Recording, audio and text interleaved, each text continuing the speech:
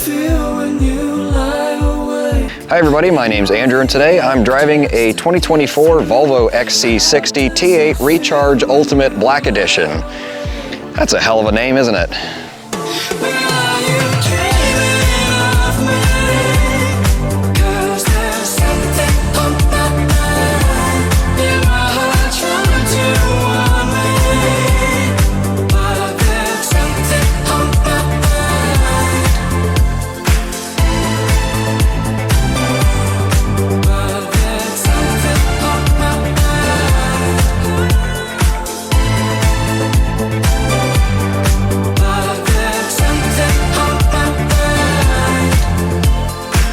So if you've ever wondered what spending $70,000 on a Volvo XC60 looks like, here you go. This Gen XC60 came out in 2018 and really hasn't received any major updates since then, aside from changing a few details on the interior and also adding this, the Black Edition. As you can see, it's black. There you go, that's the Black Edition. Despite the lack of updates though, I think this XC60 has aged incredibly well so far, and I think this is still one of the best looking luxury crossovers on the market. In all seriousness, the Black Edition essentially just includes black accents over the regular XC60, but does also happen to be exclusively available with black paint as well. Around back you'll find the black Volvo XC60 emblems, as well as the black and white T8 and Polestar engineered emblems there. Around the side, black 21-inch alloy wheels, and as you previously, black emblems on the front as well as all of the window and grille trim being blacked out. One sort of questionable decision back here though is the lower bumper fascia. You'll find spots for exhaust tips even though there are not, unfortunately, visible exhausts. Although to be fair, I don't know that a hybrid 4-cylinder is necessarily going to sound the greatest anyway. But what's not questionable is behind the power rear tailgate, best kick sensor in the game by the way, it works every time, you'll find 63.3 cubic feet of cargo space with the rear seats folded flat, which is pretty much exactly in the middle of the segment, slightly smaller than the X3 and slightly bigger than the GLC. But either way, plenty of space back here. But what about the T8 part of that name? Well, under the hood you're going to find a 2-liter 4-cylinder that is both turbocharged, supercharged, and it's linked to a plug-in hybrid system. I don't know exactly how well that's going to fare for reliability down the line, but in the meantime, it does produce some pretty impressive performance numbers. In stock form, it puts out a combined 455 horsepower and 523 foot-pounds of torque. Good for a mid 4-second 0 to 60. And of course is linked to a ZF 8-speed automatic and all-wheel drive. Hopping inside the XC60, for some reason you have a bright orange key, even though absolutely nothing else on this vehicle is bright orange. At first I thought maybe it would be kind of cool if there was like some orange stitching or something in here, but no, it's just black and light gray or white. And the owner mentioned to me that the car apparently was supposed to get the gold seat belts as well, the Polestar ones, but apparently they reserved those only for the actual Polestar Edition XC60 T8, not just the ones with the Polestar optimization like this car. But either way, this is still a very pretty and very comfortable interior. Volvo seats are always typically excellent, and these, you have to wait for all the beeps to stop. There it is. Nope. GPS connected. I was wrong. There was one more. Rear K-band. Okay, shut up. Volvo seats are typically excellent, and these are no exception.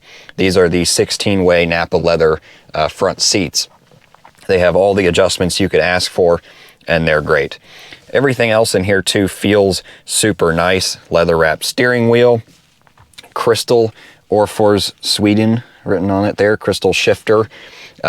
Silver aluminum trim on the dash and center console. Weirdly, no special trim or anything on the door, really.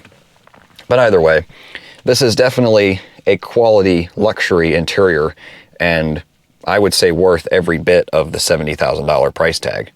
As with all new XC60s, and in fact most new Volvo products in general, you have a Google UI infotainment system, which I am a big fan of because it almost completely eliminates the need for Apple CarPlay because it has Google Maps built in. As you can see, the satellite map view looking very nice there.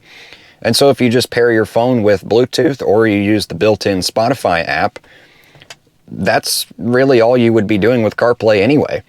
And the system just works really well. It's a little bit confusing at first to understand. I thought there was like a swipe thing. I guess there's not. Oh, I think if you hit the button. No, I guess not. I thought there was another page of another menu page, but oh well. It tells you your air quality for some reason. That's interesting. Good to know, I guess. But the other thing I like, of course, is that it pairs really well with the other screens in the car, like the digital gauge cluster. As you can see, your Google Map is built right in here. And if you're using CarPlay, like for instance, I used to have an Audi S4, right? And in that car, it had CarPlay on the main screen. So I would pair my phone with the CarPlay, obviously, and use my Google Maps on the main infotainment screen. But then the map in the gauge cluster was still the default Audi navigation system. And so they weren't connected. It wouldn't actually show you anything in the gauge cluster unless you use the car's built-in nav, which kind of defeats the point. But this car, you can see your Google Maps or I believe your Apple Maps in there as well, which is really nice. And then your directions pop up on the heads-up display as well. You also, of course, have tons of features in here. As you can see above me, the very nice panoramic sunroof, but also things like cooled seats, which if I just switch those on here, you're probably going to be able to hear. They are some of the loudest cooled seats I think I've ever seen, but they do work well. And you also have a heated steering wheel, which is probably the most powerful heated steering wheel I've ever felt. It works really well. As does the heads-up display that I just mentioned a second ago. Love that. And if I pop the car into reverse, you have a pretty good, pretty clear 360 camera as well. So I like that too. I'm told that this car is apparently missing two options, one of which are massage seats, which I will admit would be nice to have, and then also the Bowers & Wilkins upgraded sound system. It has Harman Kardon by default. If you think that the extra, I believe it's $3,000 to upgrade to the Bowers & Wilkins is worth it, then by all means go for it. Personally, I'm not that much of an audiophile. I don't know that I'd really be able to tell the difference between the two. The Harman Kardon is still pretty good by itself. But either way, there are still plenty of features and technology in here, like I said before. Volvo's pilot assist systems are standard. You have full LED lights, rain sensing wipers, really all the stuff you would expect. And I have no complaints. This feels like a very nice luxury car interior. Hopping into the back seat of the XC60 now, I once again have absolutely no complaints back here other than a weird omission being no center air vents for some reason. You do have rear heated seats and there are USB-C charging ports for the passengers as well as cargo pockets on the back of the seats. And of course you have plenty of space back here for your legs, hips, shoulders, head, everything. Plenty of space back here overall. And the materials are consistent with the front. The seat's comfy, just like the front. So overall, really, this is a pretty nice back seat to spend some time in.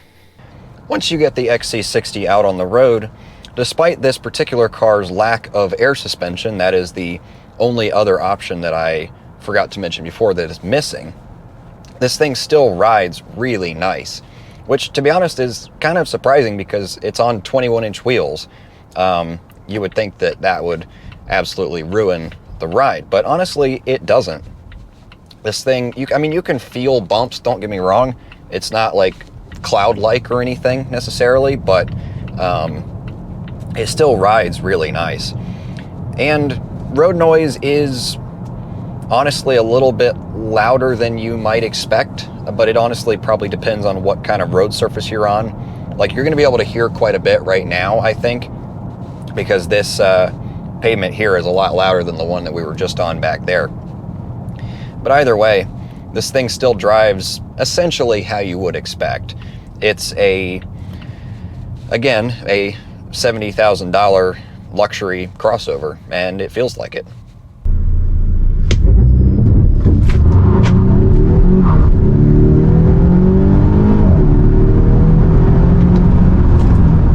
It is also way quicker than this thing has any right being. That, of course, thanks to the T8 plug-in hybrid system. And then, of course, this car does also feature the Polestar optimization tune. Sorry about the siren there, can't do anything about that. We just did a couple of runs a few minutes ago with my Draggy, which is the little tester box that we've got here. And we did 2 runs, well, actually 3, 1 in hybrid and then 2 in Polestar mode. According to the system here, hybrid says acceleration, driving dynamics, and fuel consumption are optimized for efficiency during all types of daily driving. So essentially, it's going to drive in electric when it can, but then when you give it power, it's going to kick the engine on. And so in this mode, in hybrid mode, the 0 to 60 that we tested was about 6 seconds, which honestly isn't that quick, and I would have expected it to be quicker, given that it has, again, over 500 foot-pounds of torque. But once you put it in Polestar mode, you may be able to hear the engine just immediately kicks on there. It says Polestar engineered mode optimizes acceleration and gear shift response for a sportier and more dynamic driving experience. Essentially, the engine stays on all the time. It keeps it in a lower gear. Essentially, this is just like a sport mode in any other car.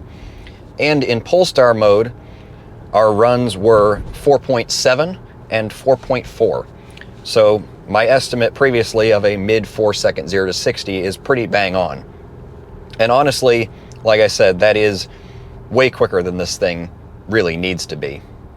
In any mode, if you pull down on the shifter, it puts it into B rather than the typical D for drive. And B is something you'll find in a lot of other plug-in hybrid and EV vehicles, which essentially just maximizes your regenerative braking, how much energy it's putting back into the battery to slow the vehicle down rather than solely using the friction brakes. And the regen in B mode is pretty strong, actually. I like it. It feels almost like you're driving a full electric car. And, well, to be honest, in hybrid mode, a lot of the time you are driving a full electric car. So, personally, I would leave it in hybrid and B for daily driving, and Polestar for, you know, a little bit more spirited stuff, which is what it's intended for, frankly. The only thing I do wish it had is I wish it had paddle shifters on the steering wheel. I do miss that a little bit. You can shift from the gear selector down in the center console, but since this thing has a fixed base, the way it's designed, the shifting mode is side to side, which is very unconventional and honestly kind of weird. It doesn't really feel very good, so I would just not even bother, honestly. And aside from hybrid and Polestar, you also have a pure mode, which keeps it in electric all the time. If this thing is fully charged, you have, I believe, about a 35-mile electric driving range. Right now it's at about 5/8 and showing 22 miles, so that sounds about right.